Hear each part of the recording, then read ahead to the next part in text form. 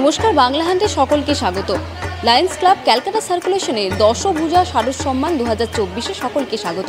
এই মুহূর্তে দাঁড়িয়ে রয়েছি একে ব্লক অ্যাসোসিয়েশনে। তাদের এবছরের যে পুজোর থিম বাড়ি বিন্দু, এবং এই বাড়ি বিন্দুকে নিয়ে জড়িয়ে আছে জলের নানা কাহিনী। আসুন তাদের মুখ থেকেই জেনে নিই।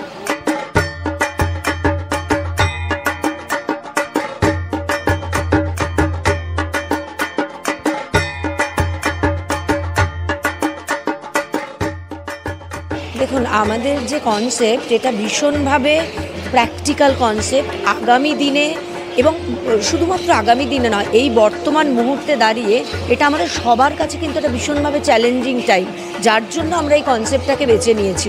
এবং আমাদের বেঁচে থাকতে হলে এই কনসেপ্টকে না মানবার মতো বা অ্যাকসেপ্ট না করবার মতো কোনো জায়গা নেই। প্রথমে তো প্রাণ বেঁচে থাকবে, তারপর তো বাকি জিনিস। এবং যে জন্য আমরা আমাদের পুরো প্যান্ডেলের থিমে এটাই দেখিয়েছি যে মা দুর্গাকে আমরা ভবিষ্যতের প্রজন্ম যারা একটি ছোট স্কুল গার্লের মধ্যে দিয়ে মা দুর্গাকে দেখিয়েছি, এবং সে প্রশ্নটা ছুড়ে দিচ্ছে আমাদের দিকে যে ভবিষ্যতের জন্য কি আমার জন্য কিছু জল তোমরা রেখে যাচ্ছ।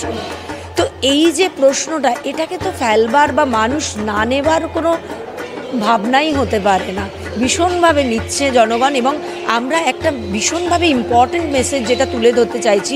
দেখুন, গাছ কাটাটা বন্ধ করতে হবে, আমাদের জঙ্গলের পরিমাণ বাড়াতে হবে, যার জন্য বৃষ্টিপাতটা বাড়বে, এবং বৃষ্টিপাত বাড়লেই মাটির নিচে জলটা অনেক বেশি করে পৌঁছাবে।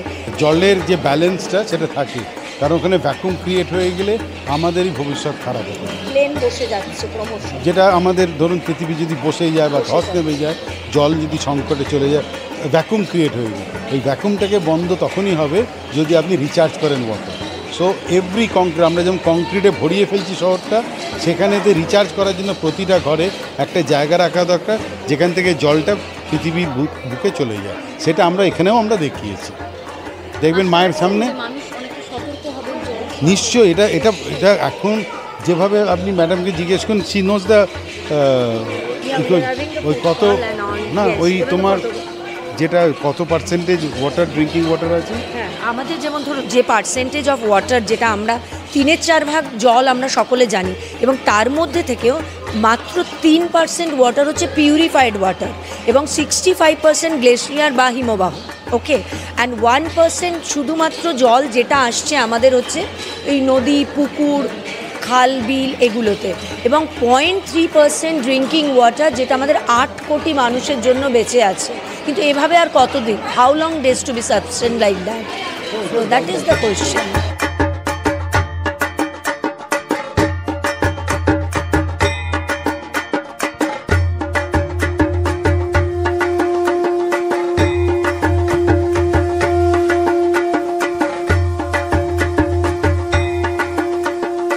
2024-এ একে ব্লকের পুজোর থিমে কি নতুনত্ব রয়েছে?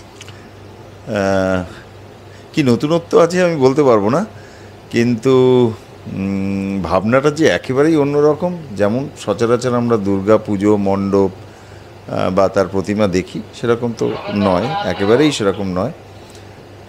মূলত এবছরের ভাবনা হচ্ছে জল, বাড়ি বিন্দু, মানে এক ফোঁটা জল, সেটা নিয়েই আমার এই কাজ।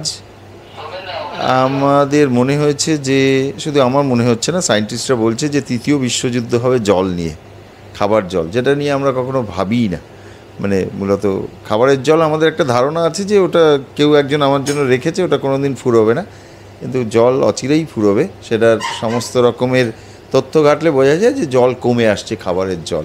একটা স্কুল চিলড্রেন, তার দেখে মনে হবে স্কুল গার্ল অ্যাকচুয়ালি, তাকে আমি দুর্গার জায়গায় বসিয়েছি, তলায় দেবী ঘট। বেসিক্যালি ঘটেও যে পুজো হয় রিচুয়াল, সেটাও জলেরই পুজো হয়, কিন্তু আমরা অনেকে জানি না যে অ্যাকচুয়ালি আপনি যত বড় মূর্তিই বসান তার সামনে একটা ঘট থাকে, আর ঘটের জল পুজো হয়। এবং ইটস সেলফ মানুষকে ঘটের সাথেই তুলনা করা হয় মিথোলজিতে, মানে যে ধারণ করতে পারে, মূলত মহিলাদের করা হয়, যিনি ধারণ করতে পারেন। তো আমি ঘটরূপী দুর্গা এখানে রেখেছি, ঘটে পটে, আর যেখানে দুর্গা থাকার কথা সেখানে একজন মানুষ রেখেছি। আর পেছনে যে সরাটা আছে, সেই সরাকে ইন্ডিয়ান মিথোলজিতে ধরাই বলা হয়।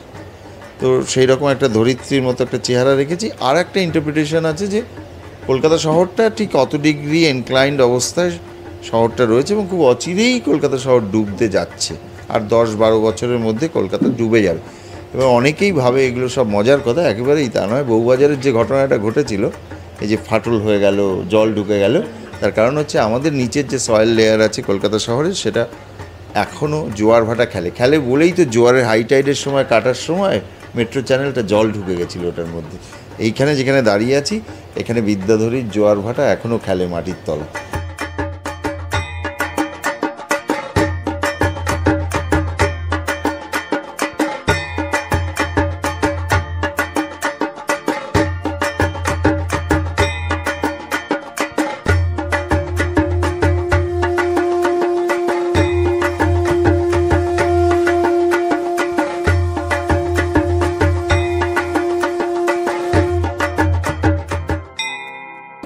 বাংলা হান্টের আরও খবর দেখতে নজর রাখুন।